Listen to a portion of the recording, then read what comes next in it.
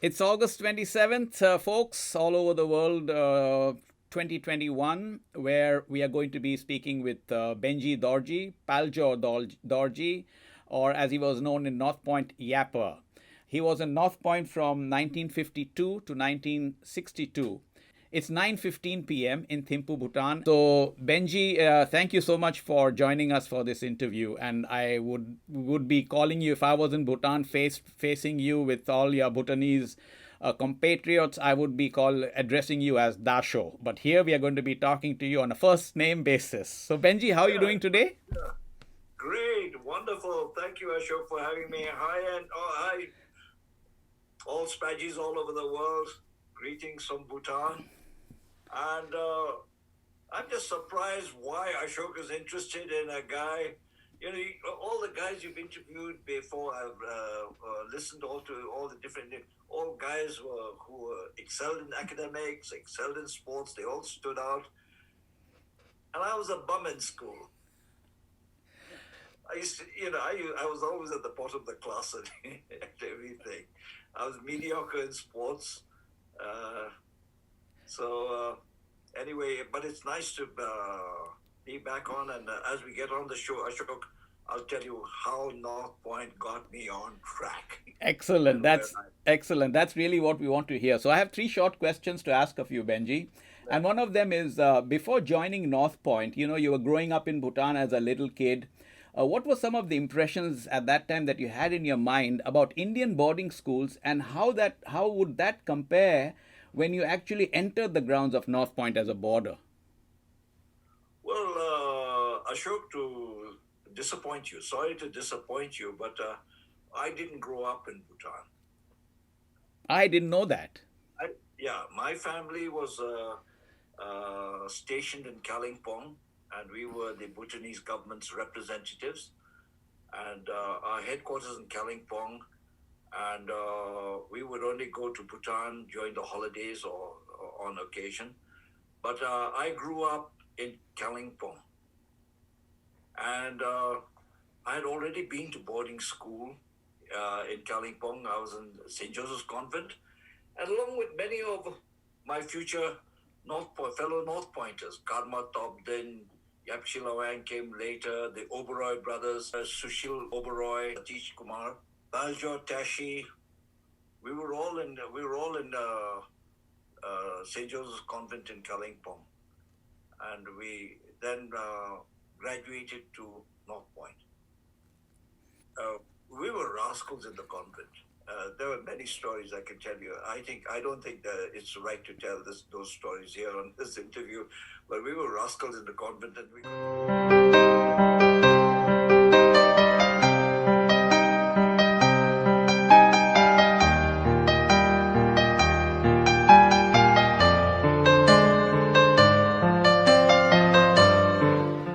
Yeah, so when we got to North Point, we were fairly well prepared. I mean, that when you're in school, in a boarding school, you had to survive and fend for yourself. And you didn't take shit from everybody. I mean, we used to have to scrap a lot. So, started off in PD with Redden there, and Redden didn't take too kindly to us Bhutanese. He used to call us savages. And then uh, then we'd always be put at the far end of the table to eat meals there while he had all his favorites, whom we call shavers. You know the term, the shavers. The shavers would always be near and around him and get extra eggs and God knows what else. I do remember. Yeah, we had similar experiences, but yours are much more colorful and illustrative. So please go on. Uh-huh. And so PD was great. That was when we really you form bonds when you're the little kids, when you meet from there, you get to know each other and everybody. And then uh, most of us come through, then few fall by the wayside. But we went through school, and I was with Jimmy Pike, Norman Taylor. We were all together, but when we reached the sixth standard, one of the problems I had all along was there was the language class. So I had no language. So I would sit in Latin class. And then when the Tibetan boys were allowed back in 1953 from Tibet by the Chinese, they all had to study Mandarin. So I would then attend Chinese classes with them. So I could read and write Mandarin in those days. Quite a lot, quite a bit. Nothing, but I don't speak. I've lost touch with it. And then when that finished, I was on to Hindi. And that Hindi, we got to the sixth standard, and I was with everybody, and Father Coffee was our class master. And you had to pass this Hindi test. Otherwise, if you failed in Hindi, you failed the whole year. So, of course, I think Aberdeen was our teacher, and I got 0 in Hindi. Dorji, I will take the result from the bottom. First, GP. You remember Aberdeen? Of course. I will give a little dot here on this notebook, a red dot. And so I plugged in Hindi, and then I automatically doubled my number of friends. That's a good one. So then came the next lot. Now I can't remember. Kushru engineer. I think Tony Mohammed. We were then all together. Right. So many good memories that you all have when you were kids, and you've been almost 11 years in North Point. Like all your formative years, everything was formed there in the boarding school. Yeah, and North Point gave us a fantastic rounded education. The curriculum there was fantastic, and we had wonderful Jesuit priests teaching us, dedicated ones. And I might like to mention over here, not one time, not once did they hit on me to become a Christian, or for that matter, any of my other friends. They were there to teach the thing. They would earn the money from our parents when they charged very hard, and then we used that money to do their missionary work. But they left us alone. And we had wonderful teachers. But one great story I'd like to tell is Father Burns was our retreat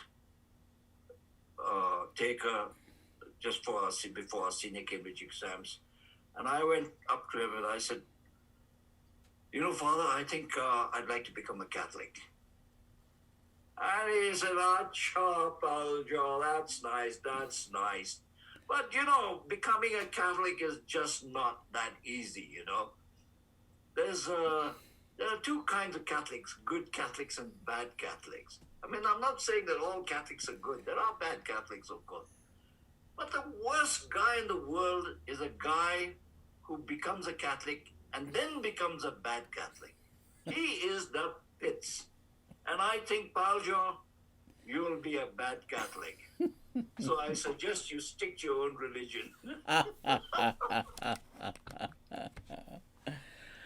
Oh my gosh, marvelous. I mean, you have so many experiences to tell us, and I know that in your mind it's all full of them, but can you relate for us at least two of your most favorite experiences during all those years in school? Okay, the one which made an impact on my life later on and has stood me throughout my whole life was the father priest came up to the class and says, all you guys who want to join the Natural History Society, put your hands up. And we bums, we were the skivers, we all put our hands up because it was a shortcut to town, a free pass to town.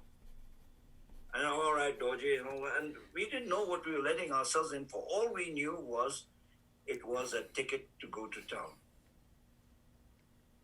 And so off we started attending these classes on Saturdays which was just below the convent.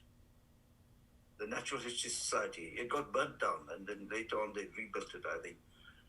But there we used to get talks given by very famous Indian foresters, eminent people. And I think all their talks somehow stuck in the back of my head. I was the only country boy, all my other colleagues, they were all city boys. They were not very interested in nature and all that. But I knew my thing, and I got most of my knowledge from comic books like Lone Wolf and all that. White Wolf, not Lone Wolf, White Wolf. You remember that classic comic? I We don't. used to get, we used to get things. I learned everything in school on classics illustrated comics, which you can still get today. The Three Musketeers, the Count of Monte Cristo, Uncle Tom's Cabin, all the classics, and we used to get these from, know about all these from this comic books called Classics Illustrated. Anyway, apart from attending these lectures, and I used to do very well because I knew a lot of things about nature and animals and whatnot. And so when I was doing a little better than the other guys, I think it's a natural thing that you put a little more effort into it, when you're doing better than the other. And I think I used to win a lot of the prizes. The other factor also was we used to meet the convent girls. There was a beautiful Vietnamese girl there. We used to all gaga and Google and and to cap it all off, the experience which really had me, was our trip to Jaldapara. And I think Morris Banerjee was Morris Banerjee, Mohan Das, we all went together. I think it was in the Puja holidays of 1960 or 59 that we went to Jaldapara Game Sanctuary. And it was an experience of a lifetime. I mean, it was so fabulous. So much so that it was paradise. It was one of the most beautiful game sanctuaries in the world. And when I returned from England in 1966, and I happened to go down to Jaldapara sometime 66, 67, and I saw it, in a terrible state. It was, and it kept on getting worse over the years. It was just so sad to see that magnificent game sanctuary, go to the dogs. And a few years later, when my young king, the Great Fourth, became king, and we'd be playing bridge evening. I used to drink by that time. I was an alcoholic. And I was his bridge partner, and we would be talking. And I recall saying, Your Majesty, we must never let what happened in Jaldapara ever happen here in Bhutan. We must look after our nature. We must look after our forest. And this young king could relate to what I said, because there's a chap who died recently called Migman Nadik, who used to take the young prince poaching, night hunting in and around the periphery of the Jaldapara. So this young king knew that area very well and knew how beautiful it was and how it had been destroyed. And so it was with that experience that Bhutan launched on a policy of conservation. And that is why we have Bhutan so green and beautiful today, because a young king gave the political will and support to me to do all the conservation works here in Bhutan. So everything that people give me credit for that I've done is, none of it would have happened if it hadn't been for the political will and support of my king. This wonderful, great force. So to me, he is the godfather of conservation in this country.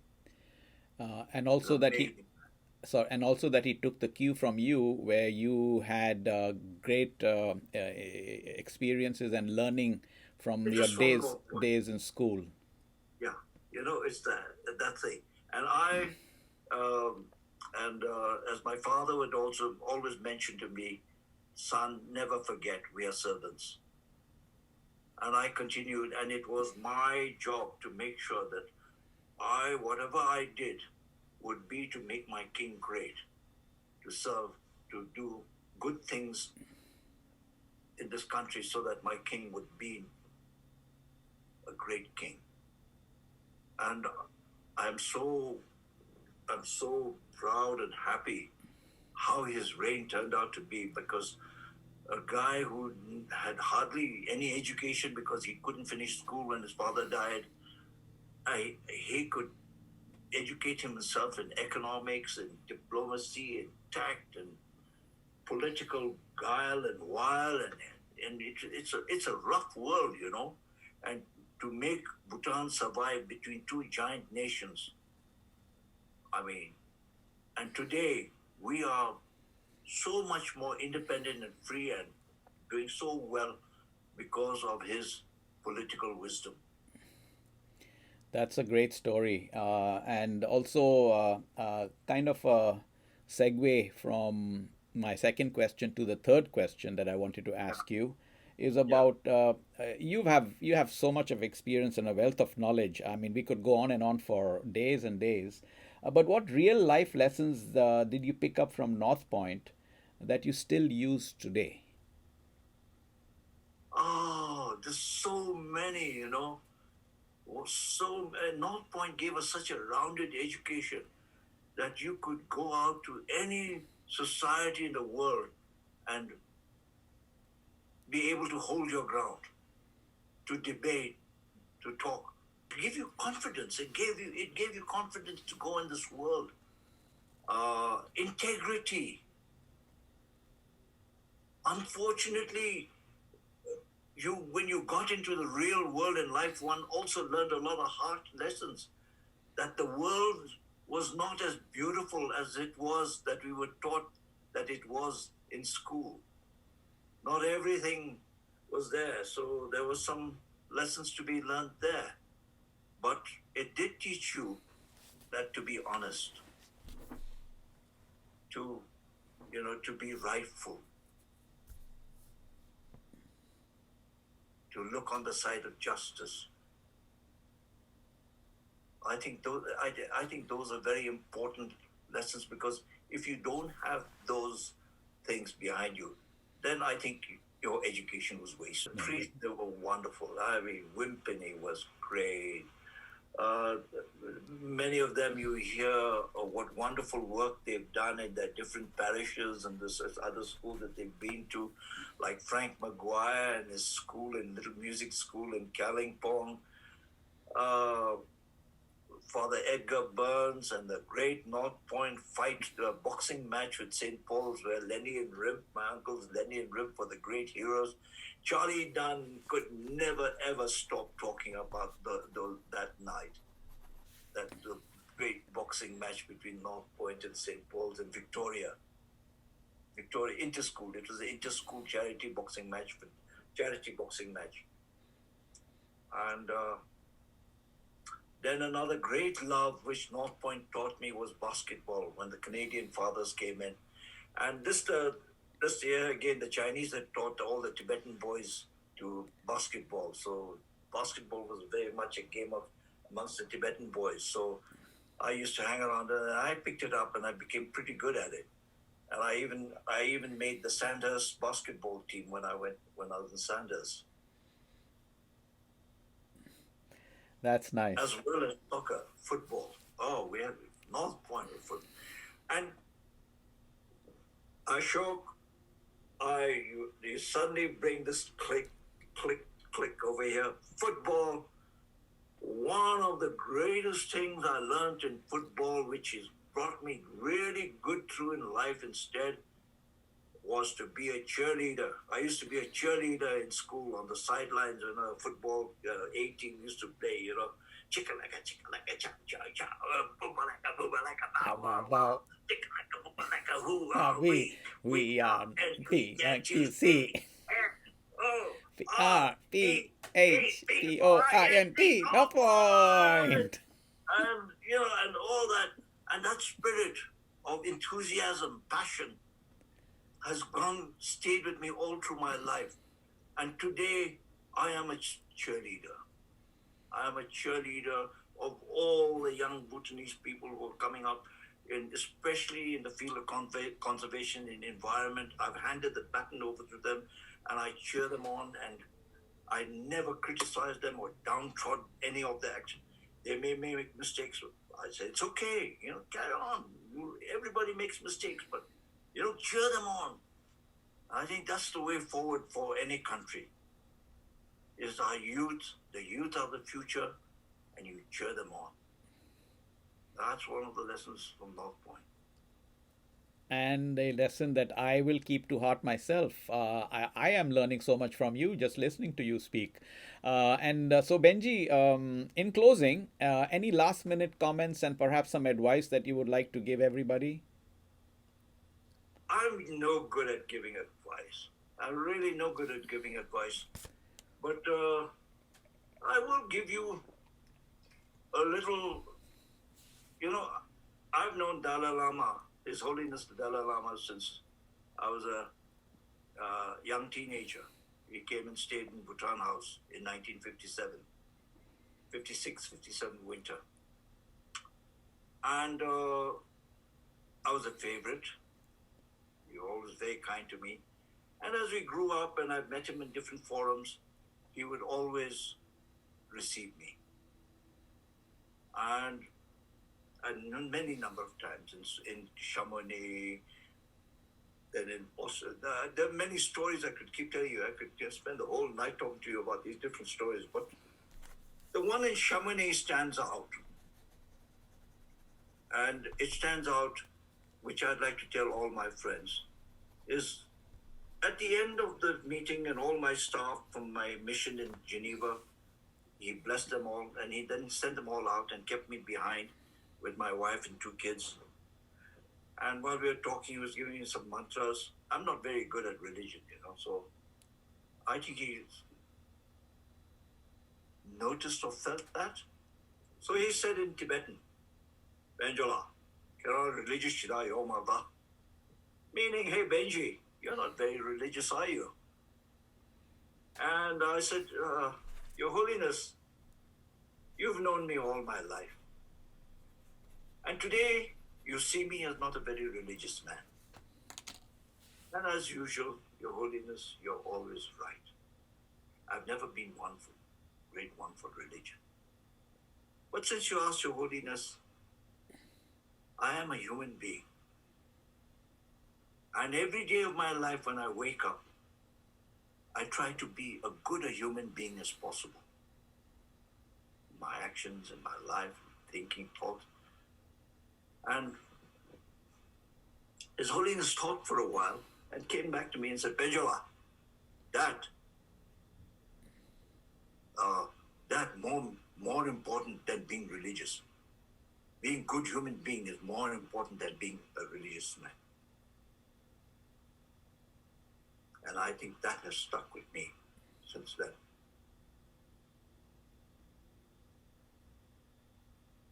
Those comments are seething with emotion. Yeah, and now many people will say, oh, well, this bloody Benji, as usual, bullshitting, bagging. But if you look at His Holiness's life and writings, he always used to write of good Buddhists pre-1993. After 1994, he started writing about good human beings. And that's so important. And I was told by a very important personality, good human being, good Buddhist, that's it. I said, no, sir. Good human being doesn't mean good Buddhist. You can be a bad Christian, bad Buddhist, bad Hindu, but you can still be a good human being. Everybody can think they're very good in their own religion, but they can still be very bad human beings.